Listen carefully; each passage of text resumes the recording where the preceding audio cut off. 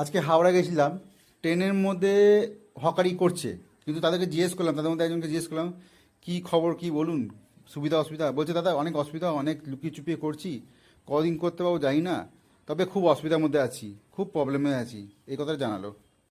এই দেখুন হকারগুলোকে দেখতে পাবেন, পরপর আসছে। আমি স্টেশনেই ছিলাম, ট্রেনে বসছিলাম, দেখলাম পরপর সবাই আসছে, হকারি করছে, কিন্তু কেউ ভয় ভয় করছে, শান্তি নেই। এতটা বুঝতে পারলাম মানুষ খুশ নেই। এই যে নতুন গভর্নমেন্ট এসছে, হকাররা খুশ নেই, মানুষ খুশ নেই না, হকাররা খুশ নেই, তাদের মনের মধ্যে একটা আতঙ্ক আছে, কতদিন করতে পারবো না করতে পারবো, একটা মনের মধ্যে একটা ভয় কাজ করছে। গরিব মানুষ খেটে খাচ্ছে, দেখে মায়াও লাগে। সরকারকে এদেরকে নিয়ে ভাবা উচিত। এরা তো অ্যাকচুয়ালি হকার, যদি বলতে চাই তো এরাই অ্যাকচুয়ালি হকার, যারা ঘুরে ঘুরে বিক্রি করে।